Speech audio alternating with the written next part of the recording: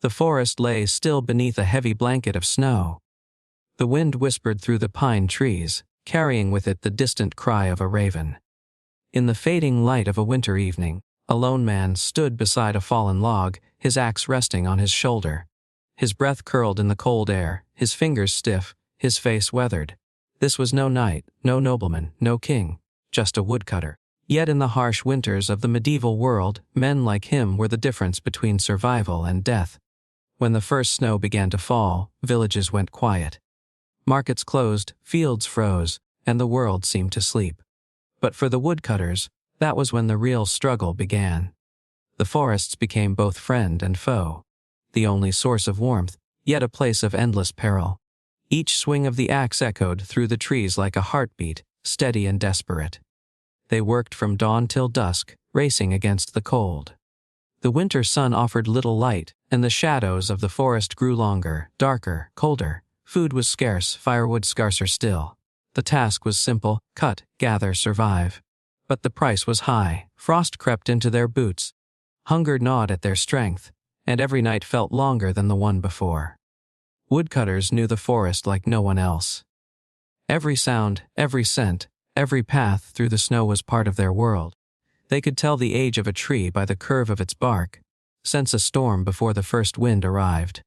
And yet, even with all that knowledge, nature was never predictable. A sudden blizzard could trap them miles from home.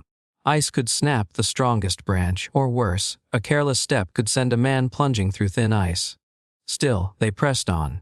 At home, their families waited by dim candlelight, praying for the sound of footsteps in the snow. A returning woodcutter meant warmth for another night. His load of timber meant the hearth would burn, meals could be cooked, and the cold would be held at bay. If only for a while. Children slept near the fire, mothers mended torn gloves, and old men whispered tales of winters past, of the years when frost covered even the walls inside the house. But not all woodcutters worked alone. In the deeper forests, groups of them banded together, sharing warmth, food, and courage. They built small camps of logs and straw, with crude fires in the center. Around those flames, they told stories of the old times, of giants said to dwell in the woods, of spirits guarding ancient trees. Whether true or not, these stories gave them strength. In the stillness of winter, imagination became a form of warmth too. Their tools were simple: an axe, a small saw, a rope, and sometimes a cart pulled by oxen. But their skill was everything. One wrong strike could shatter a blade. One careless moment could bring down a tree the wrong way. There were no second chances in the frozen forest. Every move had to be perfect, every decision measured. They didn't just cut trees. They understood them. Oak for the hearth, pine for the roof, birch for the torches. Each had a purpose, each had a season. And through years of labor, the woodcutters became masters of their craft, shaping not only timber but the rhythm of village life itself. In some regions, the woodcutters' work was bound by ancient rules. Forests were often owned by lords, kings, or monasteries. Every branch had a price, every log a tax. The woodcutters walked a fine line. Gather too much and they risked punishment. Too little, and their families would freeze. It was a delicate balance between survival and obedience. The life of a medieval woodcutter wasn't only about endurance. It was about ingenuity. They learned to dry damp wood by stacking it in precise layers under covered sheds. They carved small tokens from leftover wood, spoons, bowls, even toys for their children. What little they had, they made last. Nothing was wasted. In many villages, the woodcutters also served as builders and repairers. When a barn collapsed under snow or a bridge gave way to the frozen river, it was these same hands that rebuilt them. They were not merely laborers. They were the backbone of rural life. Their knowledge passed quietly from one generation to the next. Winter also brought isolation. The long nights could break even the strongest spirits. Days passed in silence, marked only by the crack of an axe or the distant howl of wolves. Yet somehow, that silence taught them endurance. It taught them to listen, to the trees, to the wind, to their own heartbeat. They found hope in small things. A clear morning sky after days of storm, the sound of dripping ice signaling the coming of spring, or the moment when the first bird dared to sing again after months of stillness. These were the signs that reminded them no winter lasts forever. In the deep of night, when snow covered the world and the fire burned low, they would sit close, wrapping their hands around a cup of thin broth. They'd stare into the flames and speak in low voices, not of fear, but of the small moments of beauty only they could see. The sparkle of frost at sunrise, the sound of an owl cutting through the stillness, the feeling of the first warmth after hours in the cold.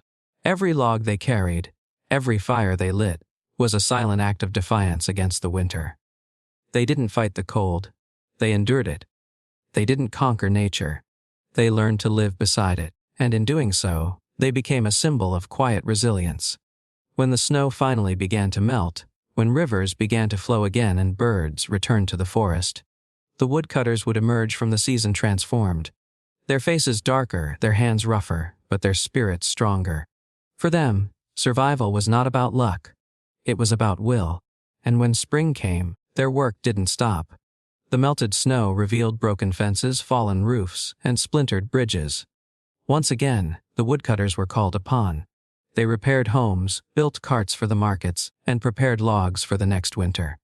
Their lives were a cycle of labor, of endurance, of quiet strength. Centuries later, we remember the castles, the kings, the wars, but not the men who kept the fires burning through those dark months.